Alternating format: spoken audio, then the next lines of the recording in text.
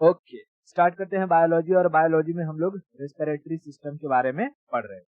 चलो थोड़ा सा क्विक रिवीजन करते हैं और उसके बाद आगे इसको कंप्लीट करते हैं। ठीक है, बताओ रेस्पिरेटरी सिस्टम कितने ऑर्गन से मिलकर के बनता है, इसमें क्या क्या मिला होते हैं।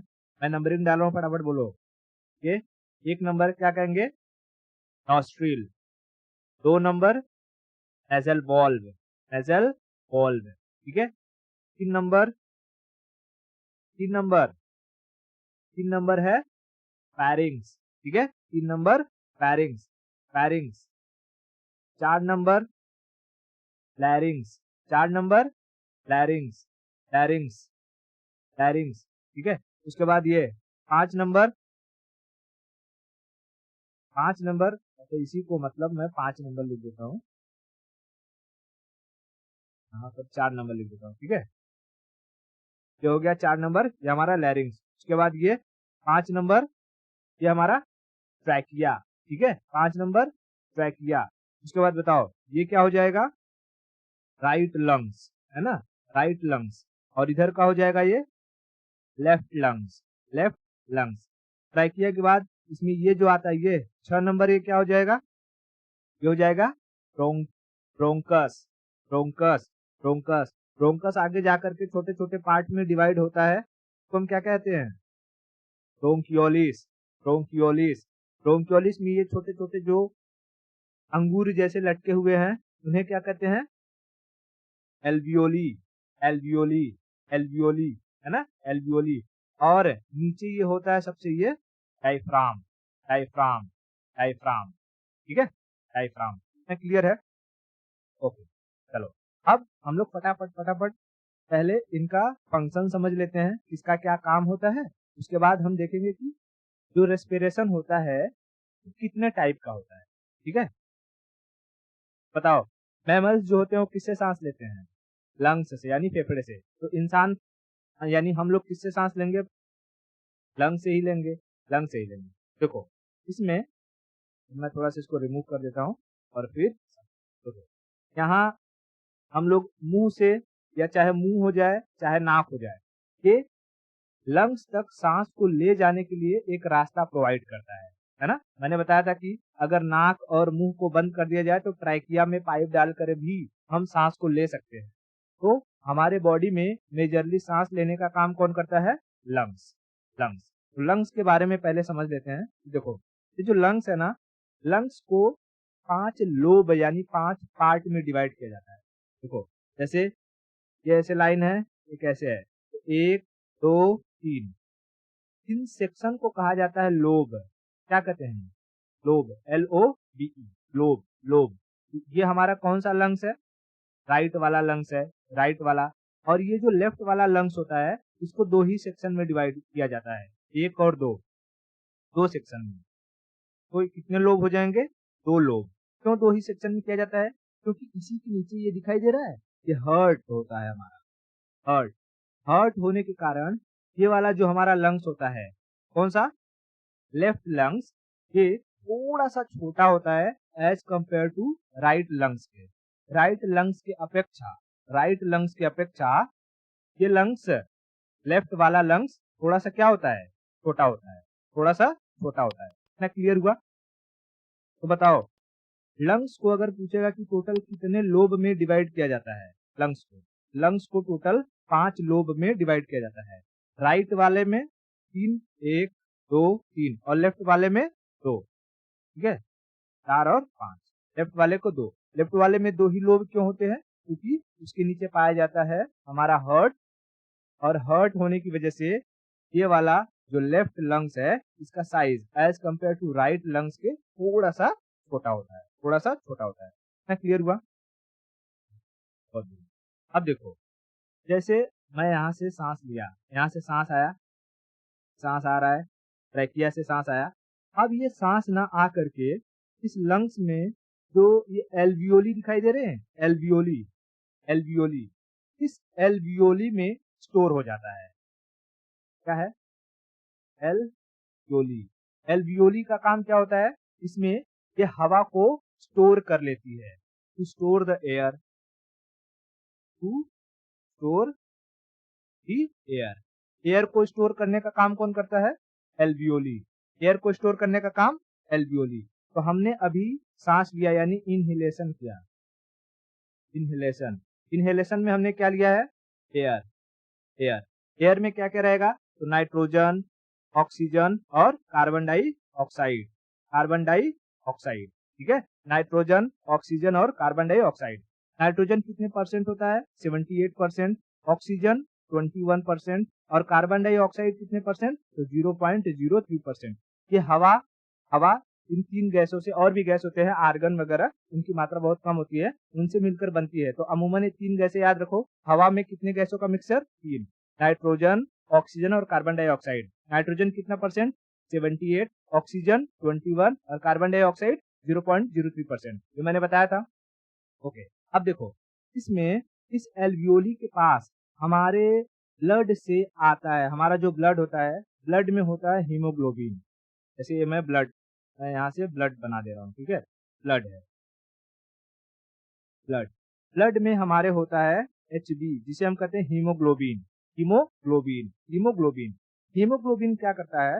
वो आता है एल्वियोली के पास और देखता है कितने गैसों में ऑक्सीजन कौन है, ऑक्सीजन कौन है। वो ऑक्सीजन को पकड़ लेता है, आइडेंटिफाई कर लेता है और ऑक्सीजन को अपने साथ ले करके पूरे सेल तक फैला देता है। क्योंकि हमारे हर एक सेल में ब्लड पाया जाता है कि नहीं? बॉडी के हर सेल में ब्लड पाया जाता है, पैर से लेकर के सर तक ब्लड पाया जाता है ना? तो हम एल्वियोली से ऑक्सीजन को पूरे बॉडी तक ले जाने का काम कौन करता है?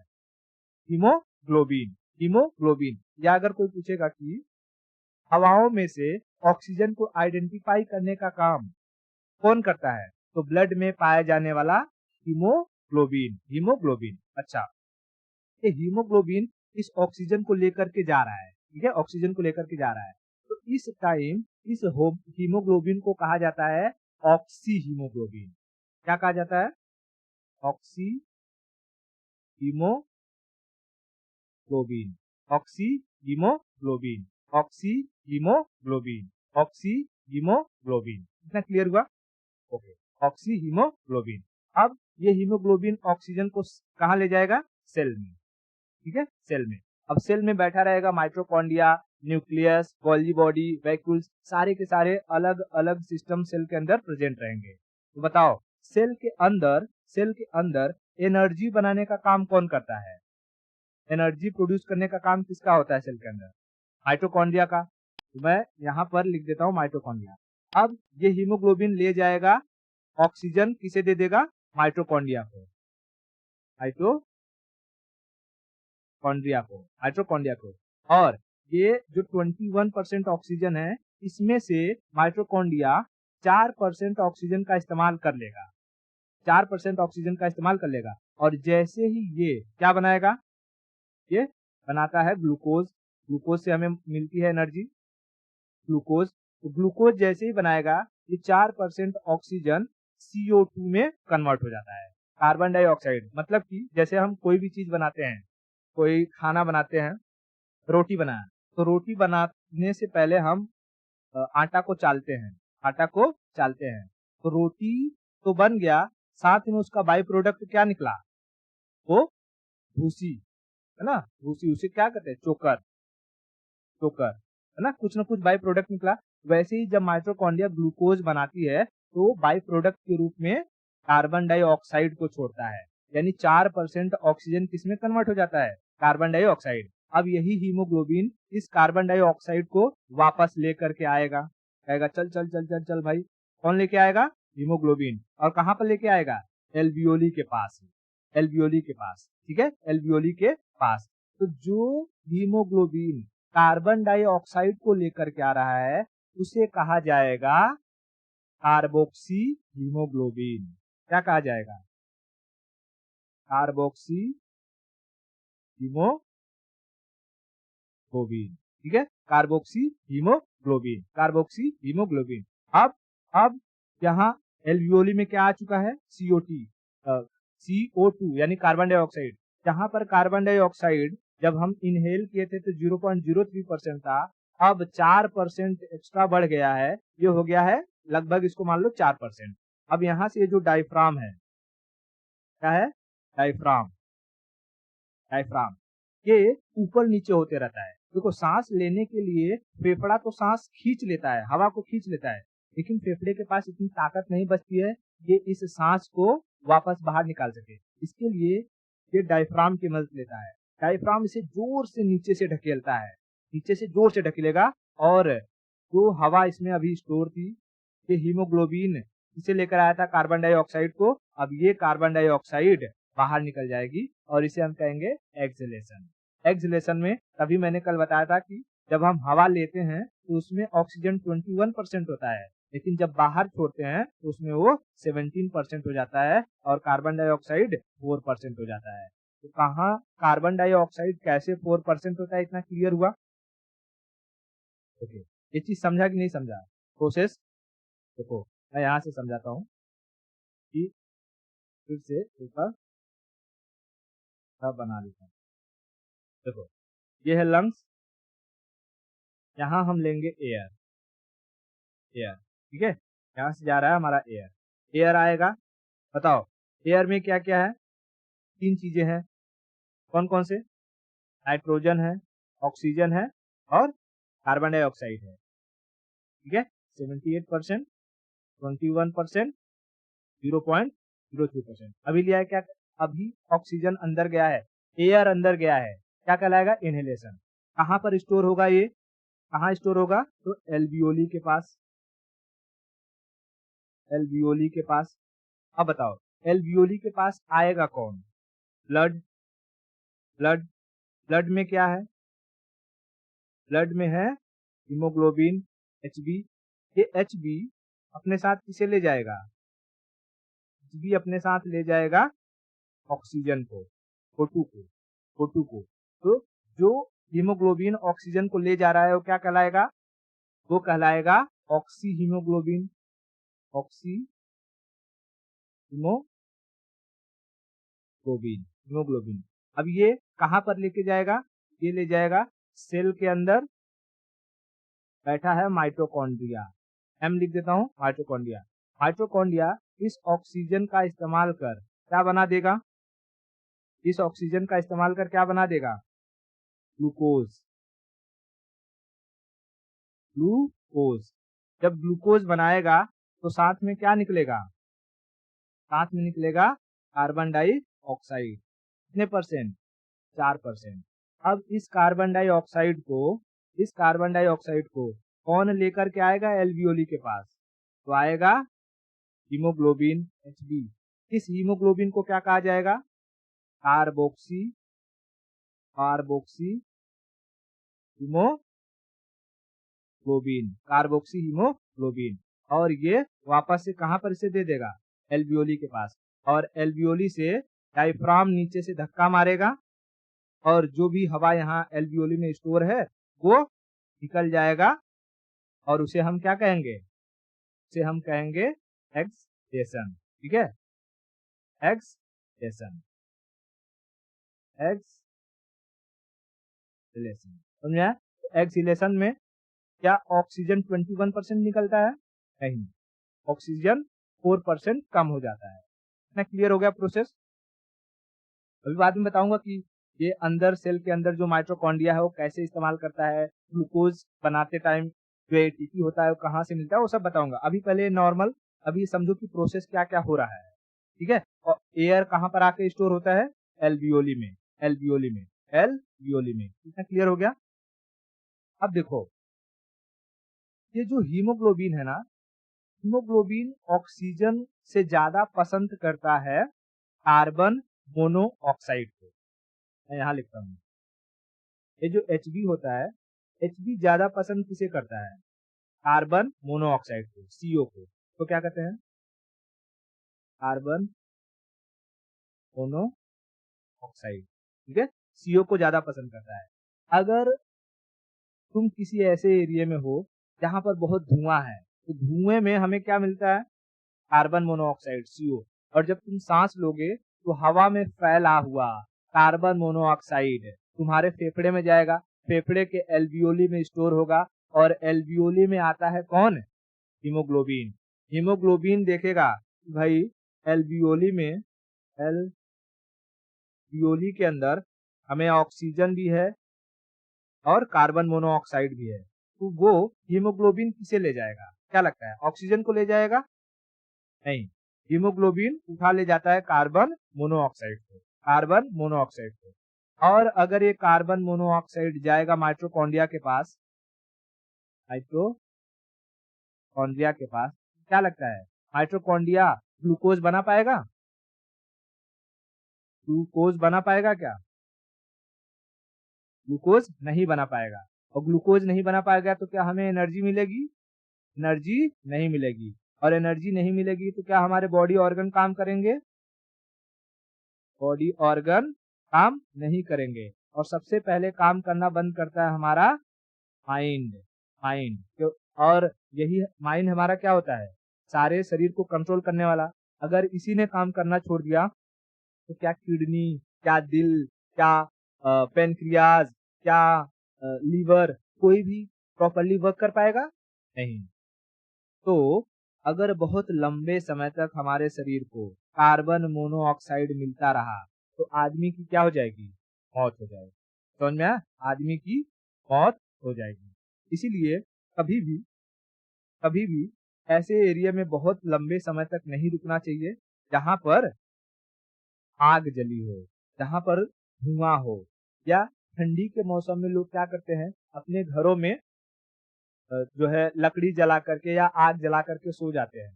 तो अगर ठंडी के मौसम में आग जलाकर सो रहे हो तो ये इंश्योर करो कि तुम्हारे घर की जो खिड़कियां हैं वो खुली होनी चाहिए।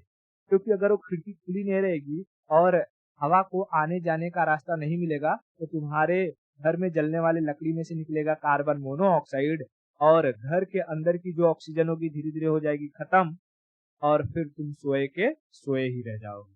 क्या क्लियर हुआ? तो बताओ, हीमोग्लोबिन ऑक्सीजन से ज्यादा पसंद किसे करता है? कार्बन मोनोऑक्साइड को। कार्बन मोनोऑक्साइड कहाँ से निकलती है? तो निकलती है धुएं में से, जली हुई लकड़ियों में से। समझ में आ रहा? मतलब जब लकड़ी जलती है, धुआं होता है तो उसमें कार्बन मोनोऑक्साइड निकलता है। गाड़ी का जो धुआं रहता है उसमें से भी कार्बन मोनोऑक्साइड निकलता है। इसीलिए अगर किसी की गाड़ी बहुत अधिक धुआं देती है तो उस पर मारा जाता है फाइन, क्योंकि वो हमारे हेल्थ के लिए खतरनाक होता है। और पॉलिटी में मैंने पढ़ा है article 21, right to life, personal liberty, है ना?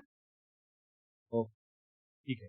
अब देखो, ये जो हमारा एल्वियोली होता है ना, एल्वियोली हमको पता चल गया कि भाई इसका काम है कि एयर को स्टोर करके रखे। एल्वियोली का काम क्या होता है? एयर को स्टोर करके रखना। एल्वियोली, ठीक है, इसका काम होता है एयर को स्टोर करके रखना। लेकिन छोटा बच्चा होता है ना, उसे कभी कभी क्या हो जाता है कि किसी एल्वियोली में एयर की जगह पानी भर जाता है। क्या भर जाता है? पानी, वाटर। जब वाटर भर जाएगा तो क्या ऑक्सीजन आने के लिए यहाँ रास्ता बचेगा कि ऑक्सीजन आकर के रह सके? नहीं। ऐसी अवस्था को हम कहते हैं निमोनिया। क्या कहते हैं? निमोनिया, ठीक है। निमोनिया। तो बताओ, निमोनिया की सिचुएशन में एल्वियोली में क्या भर जाता है? पानी, वाटर, ठीक है, पानी भर जाता है। कैसे पानी भर जाता है? देखो, कभी कभी क्या होता है कि जैसे हमारी बॉडी का जो टेम्परेचर है, ब्लड जब फ्लो होते रहता है तो ब्लड के फ्लो होने से हमारी बॉडी में हीट बनी रहती है, ठीक है, हीट बनी रहती है। और जब अंदर हीट बनती जनरेट होती है तो बॉडी के ही जो वेपर होते हैं, वेपर वो हमारे लंग्स के थ्रू बाहर आने चाहिए। लेकिन जब छोटे बच्चे होते हैं तो उनका लंग्स अच्छी तरीके से काम नहीं कर पाता है, जिसकी वजह से ये इनका जो वेपर है ये बाहर नहीं आ पाता है और ये इसी लंग्स में ही स्टोर होकर रह जाता है। ठीक है, इसी लंग्स में ही स्टोर होकर रह जाता है। जैसे अगर तुमको देखना है कि हमारे मुंह से पानी निकलता है, वेपर निकलता है कि नहीं, जब ठंडी का मौसम हो तो किसी कांच वगैरह पर ऐसे करके देखना, तुम्हें पानी पानी सा दिखेगा उसमें। ठीक है, तो छोटे बच्चों में जब लंग्स अच्छे से काम नहीं कर पाता है या प्रेशर नहीं लगा पाता है, ये डायफ्राम प्रेशर नहीं लगा पाता है, तो वो वेपर बाहर नहीं आ पाता है जो अंदर ही अंदर स्टोर हो जाता है और उसे ही हम कहते हैं क्या, उसके उसके लंग्स में पानी भर गया है। उसके लंग्स में क्या भर गया है? पानी भर गया है। इतना क्लियर हुआ? तो निमोनिया की सिचुएशन में एल्वियोली में क्या भर जाता है? वाटर। वाटर। अच्छा, कोविड जो अभी महामारी से हम जूझ रहे हैं, इस कोविड में इस एल्वियोली के अंदर भर गया था कोरोना वायरस। क्या भर गया था? Corona virus. कोरोना वायरस जिसकी वजह से सांस लेने के लिए कहीं मतलब कि इसमें सांस लेने के लिए जगह ही नहीं बची थी। तो बहुत सारे लोग इस कोरोना वायरस या कोरोना की वजह से मर गए। क्यों? क्योंकि उनके एल्वियोली में भर गया था वायरस और सांस लेने के लिए जगह नहीं बची। तो ऑक्सीजन सिलेंडर होने के बावजूद भी की जान नहीं बचाई जा सकती, जान नहीं बची। क्लियर हुआ? अच्छा, टीबी की सिचुएशन में ट्यूबरक्लोसिस सुना है कि नहीं? टीबी, हाँ, सिचुएशन में इसी एल्वियोली के अंदर भर जाता है बैक्टीरिया। कौन सा बैक्टीरिया? माइकोबैक्टीरियम। माइकोबैक्टीरियम। और जिसकी वजह से ये बैक्टीरिया एल्वियोली को पूरी तरीके से खा जाते हैं। बैक्टीरिया क्या करते हैं? एल्वियोली को खा जाते हैं।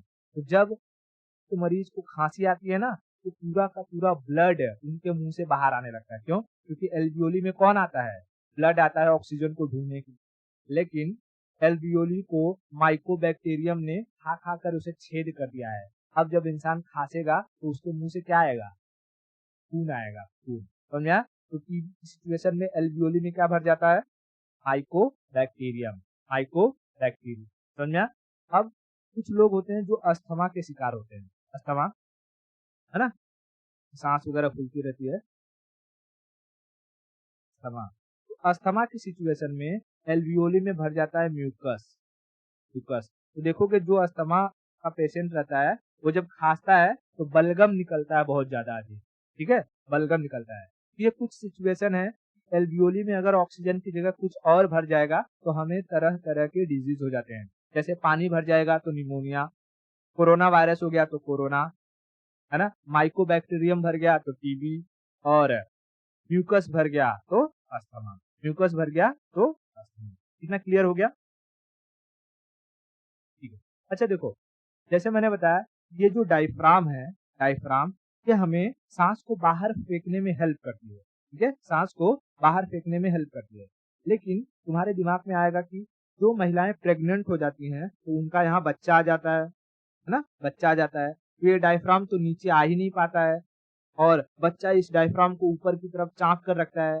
तब बताओ जब महिलाएं सांस लेती हैं तो ये सांस को छोड़ कैसे पाती हैं? तो भाई महिलाओं का जो रिब्स होता है ना, रिब्स, फ्लोटिंग रिब्स, ऐसे सिचुएशन में उनका फ्लोटिंग रिब्स काम करता है सांस को बाहर फेंकने में। ठीक है, सांस को बाहर फेंकने में उनका फ्लोटिंग रिब्स हेल्प करता है, किसकी? लंग्स की। समझ में आया? तो देखो, अगर किसी एक्सीडेंट हुआ और किसी का ये डायफ्राम टूट गया, ठीक है, डायफ्राम अगर टूट गया तो इंसान की तुरंत मौत हो जाएगी। ठीक है, कैसे मौत हो जाएगी? क्योंकि आदमी सांस तो ले पाएगा लेकिन भाई सांस को ऊपर बाहर फेंकने वाला इंस्ट्रूमेंट ही नहीं बचा। तो जब तक सांस अंदर का बाहर नहीं जाएगा, क्या दूसरा सांस अंदर आएगा? ठीक है, तो डायफ्राम के टूटने पर आदमी की क्या हो जाती है?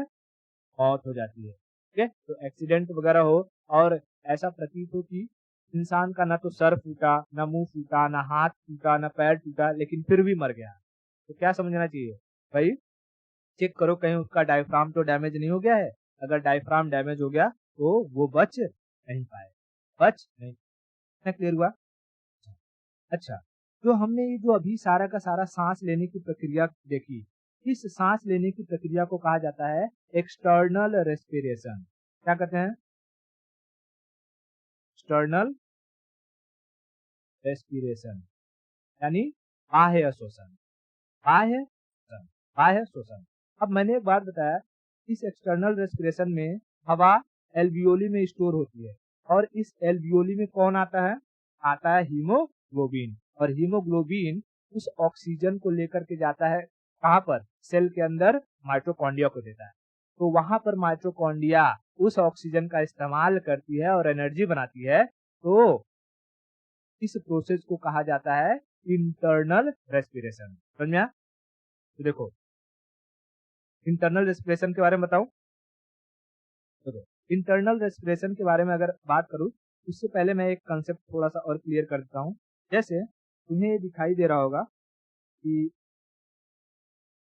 हमारा जो ये लैरिंग्स होता है और ट्रैकिया होता है ना, ट्रैकिया ट्रैकिया में यहाँ दो रास्ते होते हैं। मैं बताता हूँ अगर इसमें रहेगा तो।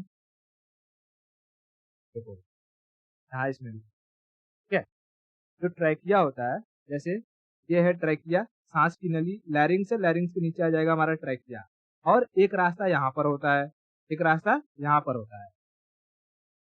वो कौन सा रास्ता हो? तो एसोफेगस होता है, एसोफेगस जिसमें से खाना जाता है, एसोफेगस जिसमें से खाना जाता है। और ये है लैरिंग्स, लैरिंग्स से नीचे जुड़ा रहता है क्या? ट्रैकिया, जिसमें से सांस जाती है। तो मैं इधर बना के दिखाता हूँ। देखो जैसे जब माउथ है, माउथ है, माउथ के नीचे ऐसे आओगे तो यहाँ से दो रास्ते गए, ठीक है। एक होता है इसके थ्रू खाना जाता है, जिसे हम कहते हैं एसोफेगस, एसोफेगस।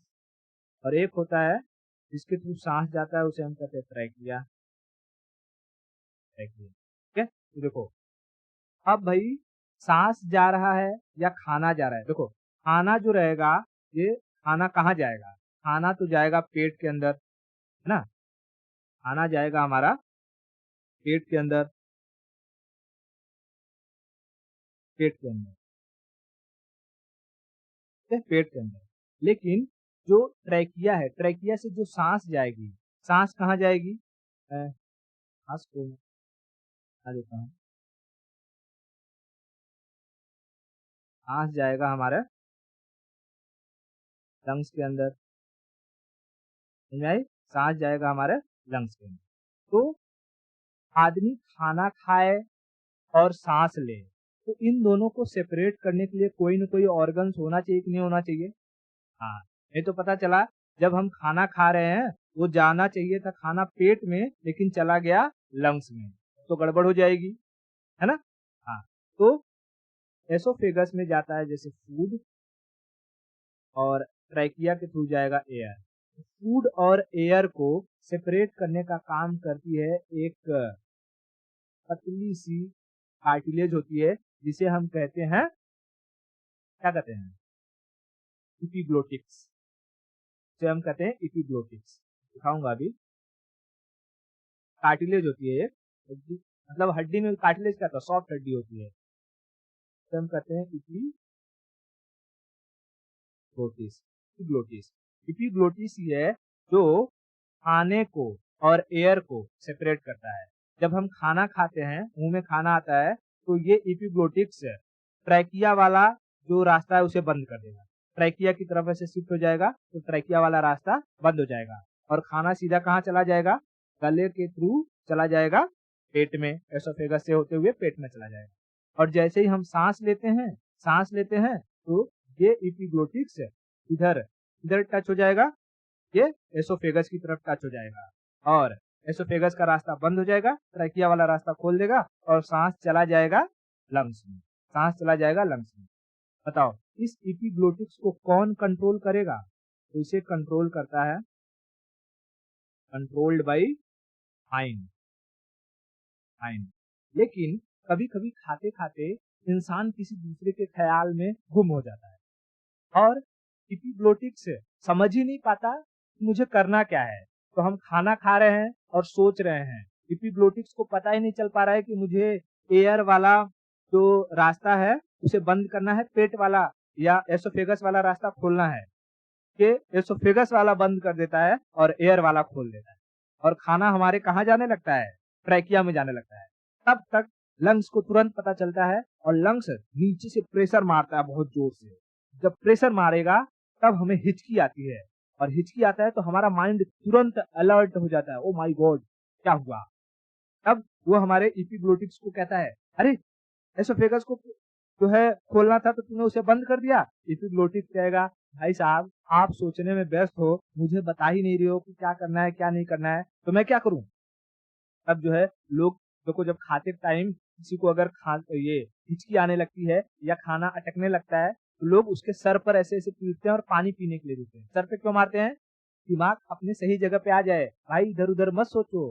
तो याद रखो, जब खाते टाइम तुम्हें हिचकी आए तो कोई और नहीं सोच रहा है, बल्कि तुम किसी और के बारे में सोच रहे होते हो। इसके लिए एपिग्लोटिक्स काम नहीं कर पाता है, समझ नहीं पाता है उसे क्या करना है, और वो खाना पेट में जाने के बजाय चला जाता है लंग्स में और हमें हिचकी आती है। समझ में आया?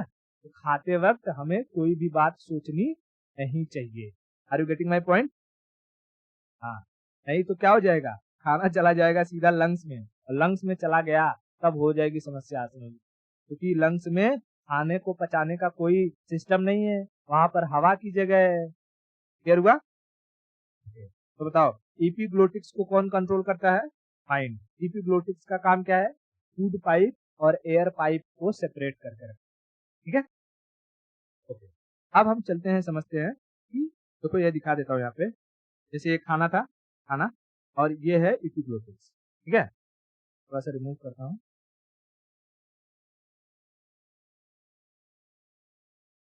खाना यहाँ से आएगा जीभ के थ्रू नीचे होते हुए। अब देखो, ये है एसोफेगस। एसोफेगस यानी आहार नाल, वो खाने को यहाँ जाना चाहिए, है ना, यहाँ जाना चाहिए। एपिग्लोटिक्स अगर ये यहाँ पर बंद रह जाए, यहाँ पर बंद रह जाए, तब खाना चला जाएगा यहाँ पर ऐसे लैरिंग्स में घुस जाएगा, और लैरिंग्स के थ्रू चला जाएगा ट्रैकिया में, हमें हिचकी आने लगी।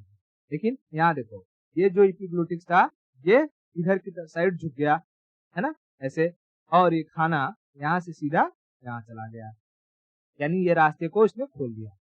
पहले ऐसे था यहाँ पे, और ये रास्ते को खोल दिया और खाना नीचे की साइड चला गया एसोफेगस। क्लियर हो गया? अब हम चलते हैं, समझते हैं इंटरनल रेस्पिरेशन के बाद। ठीक है, देखो रेस्पिरेशन कितने टाइप के? रेस्पिरेशन दो टाइप के, कौन कौन से? एक एक्सटर्नल, टर्नल, दूसरा टर्नल। एक्सटर्नल कहाँ होता है? एक्सटर्नल होता है लंग्स में, लेकिन इंटरनल कहाँ होता है? तो सेल के अंदर, ठीक है, कोशिका के पहले समझे। अब देखो, कोशिका के अंदर, बताओ, सेल के अंदर जो ऑक्सीजन है उसे ले जाने का काम कौन करता है? तो हीमोग्लोबिन, है ना। तो मैं पहले यहाँ बना देता हूँ एक एल्वियोली का पेज ले लेता हूँ, ठीक है, यहाँ है एल्वियोली। एल्वियोली में क्या रहेगा? एयर, एयर, और इस एयर में से ऑक्सीजन को लेकर कौन आएगा? O2 को लेकर कौन आएगा? तो आएगा हमारा हीमोग्लोबिन। Hb क्या है? हीमोग्लोबिन।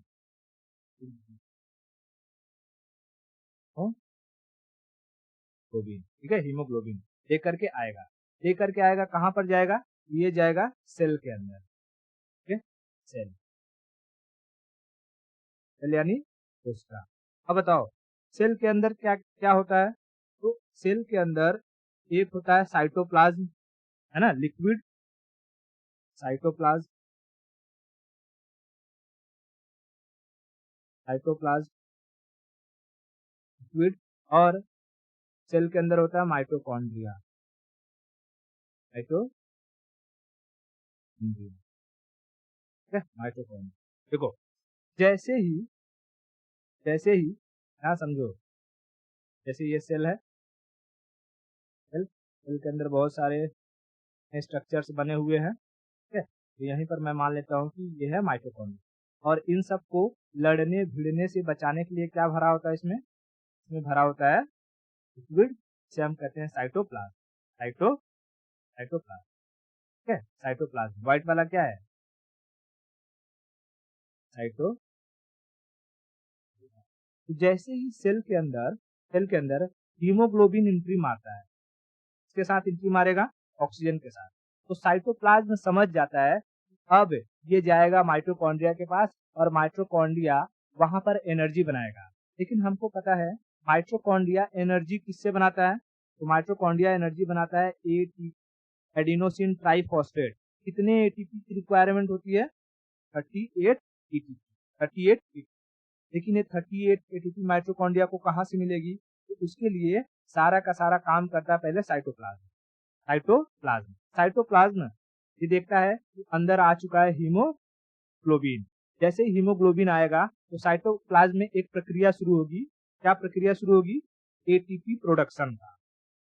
ये क्या क्या करता है, एटीपी प्रोडक्शन। एटीपी प्रोडक्शन कितने एटीपी बनाएगा, ये बनाएगा 4 एटीपी। 4 को मैं 2 और 2 लिख दूं ऐसे, हाँ क्यों लिखा भी बताऊंगा। देखो अब 4 एटीपी में से 2 एटीपी का इस्तेमाल करता है तो खाने के थ्रू सेल के अंदर आए हुए ग्लूकोज को तोड़ने के लिए। ठीक है, जैसे हम खाना खाते हैं, खाना खा करके जैसे हम तुमने चीनी खा लिया, चीनी क्या एक तरीके का ग्लूकोज है। अब वो चीनी जब घुलेगा हमारे पेट वगैरह से होते हुए और लीवर एब्जॉर्ब करके उसे ब्लड के थ्रू सेल मतलब कि सेल में भेज देगा। सेल में रहेगा क्या, ग्लूकोज। लेकिन वो ग्लूकोज अभी हमारे किसी काम का नहीं है जब तक वो टूट करके माइटोकॉन्ड्रिया में जाए और माइटोकॉन्ड्रिया एक अपना ग्लूकोज बनाए जिससे कि वो एनर्जी प्रोड्यूस कर सके। अभी समझाऊंगा कि यहाँ पर ग्लूकोज है तो माइटोकॉन्ड्रिया में फिर से ग्लूकोज बनाने की क्या जरूरत है, उसको भी समझाऊंगा। ठीक है, तो देखो कि इसमें से 2 एटीपी का इस्तेमाल करेगा। इसका एटीपी का इस्तेमाल किसके लिए करेगा, to broke glucose, to broke glucose. ये ग्लूकोज कहाँ से मिला इसको, जो खाना खाया था हमने उसी से, खाने से जो हमें ग्लूकोज मिला है उसको तोड़ेगा। जब इस ग्लूकोज को तोड़ा जाता है तो इस प्रोसेस को कहते हैं ग्लाइकोलाइसिस। क्या कहते हैं, प्रोसेस क्या कहलाता है, प्रोसेस याद रखना, प्रोसेस कहलाएगा ग्लाइकोलाइसिस, ग्लाइकोलाइसिस, ग्लाइकोलाइसिस। ठीक है, प्रोसेस क्या कहलाएगा, ग्लाइकोलाइसिस। इस ग्लाइकोलाइसिस के जरिए अब इसने 2 एटीपी का इस्तेमाल किया है तो 2 ग्लूकोज को तोड़ेगा, और जब 2 ग्लूकोज टूटेंगे तो 2 पायरुविक एसिड का निर्माण होगा। क्या होगा, जनरेट 2 पायरुविक एसिड। क्या जनरेट होगा, pyruvic acid, pyruvic pyruvic acid. अब देखो एक पायरुविक एसिड के अंदर भरा होता है 18 एटीपी। कितना एटीपी, 18 एटीपी। और यहाँ पर 2 पायरुविक एसिड जनरेट हुआ है तो 2 पायरुविक एसिड के अंदर कितना रहेगा, 4 दूनी 36 एटीपी। इसी के अंदर हमें 36 एटीपी मिल जाएंगे, 36 एटीपी एडिनोसिन ट्राइफॉस्फेट। लेकिन क्या अभी ये पायरुविक एसिड टूटा है, यहाँ पर नहीं, अभी यहाँ पर पायरुविक एसिड बना हुआ है। जैसे ही ये पायरुविक एसिड बन जाएगा, पायरुविक एसिड बन जाएगा तो साइटोप्लाज्म इसको कहेगा, हीमोग्लोबिन को कहेगा, भाई हीमोग्लोबिन मैंने 2 पायरुविक एसिड बना दिया है जिसके अंदर 36 एटीपी तुम्हें मिल जाएंगे, तुम इनको पकड़ो और मेरे पास अभी 2 एटीपी पड़ा हुआ है क्योंकि मैंने 4 बनाया था, 4 में से 2 ही खर्चा हुआ है तो तुम इसको भी पकड़ो। यानी 2 यहाँ से उठाया और 2 pyruvic acid, 2 pyruvic acid plus 2 ATP लेकर के कहाँ चला जाएगा, ये चला जाएगा हीमोग्लोबिन माइटोकॉन्ड्रिया के पास। और माइटोकॉन्ड्रिया यहाँ पर जो हीमोग्लोबिन के साथ और कौन है, ऑक्सीजन, ऑक्सीजन का इस्तेमाल करेगा और इस पायरुविक एसिड को तोड़ देगा, ब्रोक कर देगा। जैसे ही ब्रोक करेगा इसमें से निकल जाएंगे 36 एटीपी। अब बताओ माइटोकॉन्ड्रिया के पास कितने एटीपी हो गए टोटल, 2 इधर से 36 इधर से, टोटल 38 एटीपी। और जैसे ये 38 एटीपी हुआ ये बना देगा एक ग्लूकोज, ग्लूकोज। और ये एक ग्लूकोज हमें 4.2 किलो कैलोरी एनर्जी दे देगा। एक ग्लूकोज हमें कितना एनर्जी दे देगा, 4.2 kilo calorie energy, 4.2 kilo calorie energy. क्या क्लियर हुआ। अच्छा आप बोलोगे सर यहाँ पर ग्लूकोज क्यों बनाया? अभी यहाँ पर ग्लूकोज को तोड़ा आपने, फिर यहाँ पर ग्लूकोज को बना रहे हो। तो देखो भाई, ये वाला ग्लूकोज था हमारे साइटोप्लाज्म के अंदर, सेल के अंदर जो ग्लूकोज था, जो हमें खाने से मिले था, वो ग्लूकोज हमारे किसी काम का नहीं था। उसे ऐसे ही समझो जैसे रोटी हम खाते हैं तो रोटी बनता किससे है? आटे से। आटा किसका बनता है? गेहूं का, है ना, गेहूं का। तो डायरेक्टली हम गेहूं क्यों नहीं खा लेते? गाय भैंस तो है नहीं, डायरेक्टली गेहूं हमारा शरीर पचा नहीं पाएगा, इसलिए हम गेहूं को पहले पीसते हैं, आटा बनाते हैं, फिर उसमें पानी मिलाते हैं, पानी मिला के उसे गूंदते हैं, डो बनाते हैं, फिर उसका छोटा छोटा रोटी बनाकर उसे तवे पर रखते हैं और फिर वही पानी उड़ा देते हैं और फिर जो रोटी बनता है उसे खा लेते हैं और वो रोटी पच जाता है। तो ऐसे ही हमारे जो फूड से हमें ग्लूकोज मिला था, वो ग्लूकोज हमारे किसी काम के नहीं थे। उन ग्लूकोज का इस्तेमाल कर पहले पारेविक एसिड बना, फिर पारेविक एसिड को तोड़ करके एटीपी बना और एटीपी को मिला करके जब माइटोकॉन्ड्रिया ने ऑक्सीजन का इस्तेमाल कर एक ग्लूकोज बनाया, जिससे हमें मिला 4.2 किलो कैलोरी एनर्जी।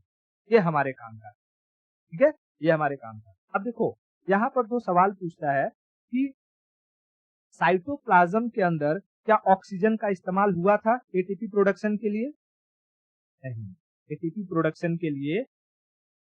प्रोडक्शन के लिए साइटोप्लाज्म ने ऑक्सीजन का इस्तेमाल नहीं किया।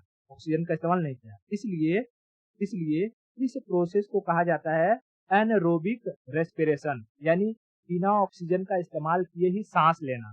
क्या कहलाएगा? Anaerobic respiration. ठीक है, एनारोबिक रेस्पिरेशन। तो पूछेगा एनारोबिक रेस्पिरेशन कहाँ होता है? साइटोप्लाज्म में होता है, साइटोप्लाज्म में। लेकिन माइटोकॉन्ड्रिया ने यहाँ पर ऑक्सीजन का इस्तेमाल किया, इसलिए माइटोकॉन्ड्रिया ने के अंदर लिया गया रेस्पिरेशन कहलाता है एरोबिक रेस्पिरेशन। Aerobic respiration. तो बताओ, एनएरोबिक रेस्पिरेशन कहाँ होता है? साइटोप्लाज्म में। लेकिन एरोबिक रेस्पिरेशन माइटोकॉन्ड्रिया में। तो दोनों का दोनों ही अगर कह देगा कि इंटरनल रेस्पिरेशन यानी अंतः श्वसन हमारे शरीर में कहाँ होता है? तो सेल के अंदर होता है। लेकिन बाह्य श्वसन या इसको कहते हैं एक्सटर्नल रेस्पिरेशन कहाँ होता है? तो हमारे लंग्स में होता है, इतना समझ में आ गया?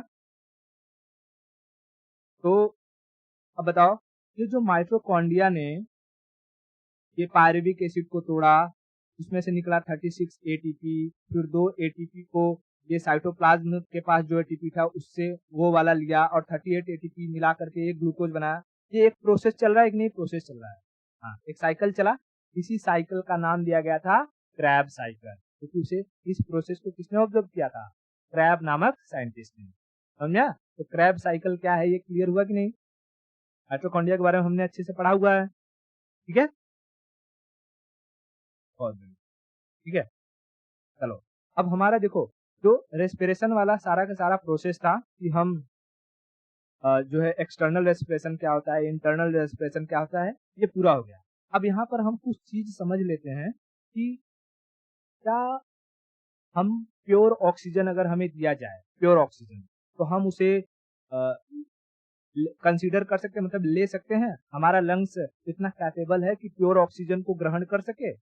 या हम जब समुद्र के अंदर जाते हैं, आपने देखा होगा कि जो लोग किसी पहाड़ पर चढ़ते हैं तो अपने साथ एक बॉटल कैरी करते हैं ऑक्सीजन की। या जो समुद्र में जाते हैं गहराइयों में, तो वो भी अपने साथ एक बॉटल कैरी करते हैं ऑक्सीजन की। या जो वेंटिलेटर पर होते हैं तो उन लोग को भी जो ऑक्सीजन दिया जाता है ना, ऑक्सीजन दिया जाता है।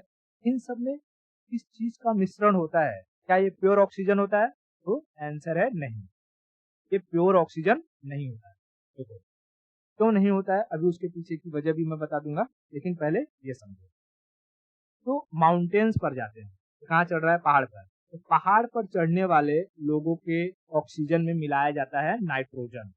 पहले तो रहेगा O2, O2 में क्या मिक्स कर दिया जाएगा? N2, ऑक्सीजन के साथ नाइट्रोजन। क्योंकि पहाड़ों पर ऑक्सीजन ले जाना क्यों जरूरी है भाई? ऊपर जाते हैं जैसे जैसे वहां हवा नहीं मिलती है, तो हमें सांस लेने में दिक्कत हो जाएगी, इसलिए वो अपने साथ क्या कैरी करते हैं, ऑक्सीजन बॉटल। तो उनके ऑक्सीजन बॉटल में क्या प्योर ऑक्सीजन होता है? नहीं, ऑक्सीजन के साथ साथ नाइट्रोजन का मिश्रण होता है। ठीक है, तो माउंटेन पर चढ़ते वक्त जो ऑक्सीजन बॉटल कैरी किया जाता है उसमें कौन कौन सी गैस मिली होती है? Oxygen plus nitrogen, oxygen plus nitrogen, oxygen plus nitrogen. इतना क्लियर हुआ?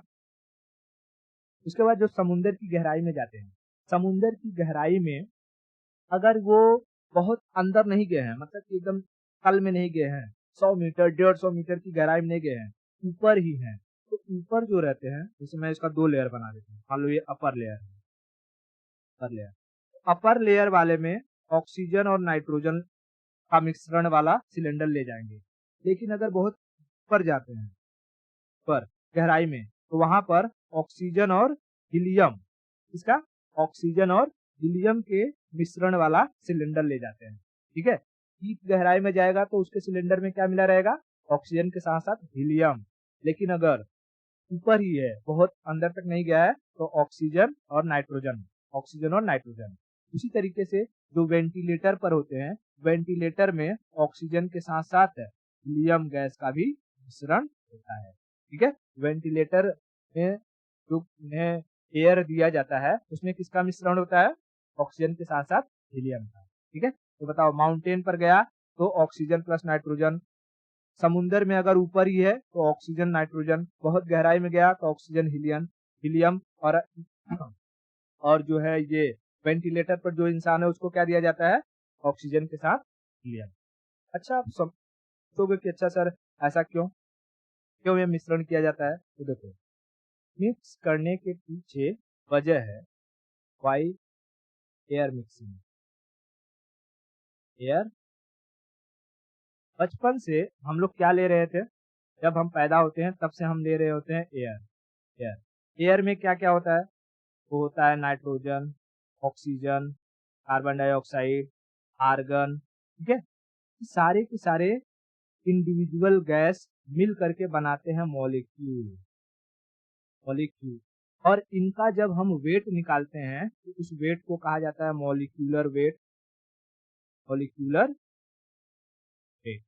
जब साइंटिस्ट ने इनका हवा का मॉलिक्यूलर वेट कैलकुलेट किया तो उन्होंने पाया कि एयर का जो मॉलिक्यूलर वेट है वो लगभग 29 मोल पर ग्राम है ना, 29 मोल पर ग्राम है, 29 मोल पर ग्राम है। ठीक है, ओके, कितना मिला उनको? 29 ग्राम पर मोल, मैं मोल पर ग्राम पर 29 ग्राम पर मोल है। लेकिन अगर तुम प्योर ऑक्सीजन का मॉलिक्यूलर वेट देखो, जैसे ये O2 है, ऑक्सीजन देखो, पहले तो एक ऑक्सीजन रहेगा तो क्या कहेंगे? एटम है ना? एक ऑक्सीजन रहेगा तो क्या कहेंगे? एटम है। लेकिन एक और ऑक्सीजन रहता है, ऑक्सीजन अकेला तो होता नहीं, तो ये क्या हो जाता है? O2, यानी ये हो गया मॉलिक्यूल। तो एक ऑक्सीजन मॉलिक्यूल का जो वेट होता है ये हमें मिलता है 32 ग्राम पर मोल। कितना होता है? 32 ग्राम पर मोल। तो बताओ, हमारे लंग्स की जो सहने की क्षमता बचपन से बनी हुई है वो बनी हुई है 29 वाले की, और तुम उसको 32 का अगर प्रेशर दोगे, 32 का प्रेशर दोगे तो क्या वो सह पाएगा? नहीं सह पाएगा। इसको कैसे कैलकुलेट करते हैं इस पर दिमाग मत लगाओ। अगर बहुत दिमाग प्रेशर कर रहा हो कि कैसे कैलकुलेट करते हैं, तो यहाँ मैंने सारा का सारा जो है लिख करके बता दिया है।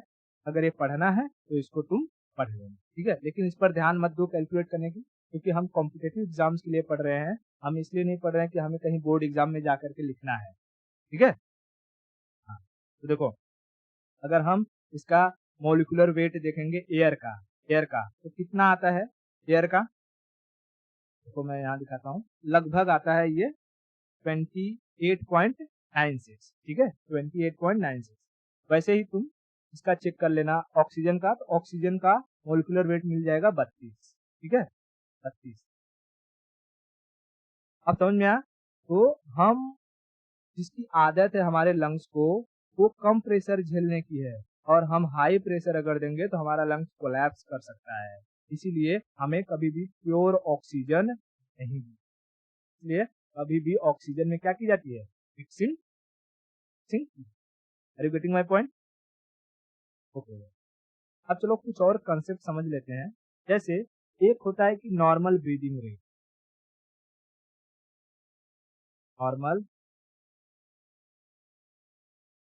ब्रीदिंग रेट, तो देखो भाई, एक इंसान ना, एवरेज इंसान जो है वो 1 मिनट में लगभग 12 से 16 बार सांस लेता है। 12 से 16 टाइम्स पर मिनट। 1 मिनट में कितनी बार सांस लेता है? 12 से 16 बार। इसी को हम कहते हैं normal breathing, normal breathing rate. उसके बाद एक कंसेप्ट आता है tidal volume. Tidal volume, tidal volume या एवरेज टाइडल वॉल्यूम या टोटल टाइडल वॉल्यूम जो कहना है।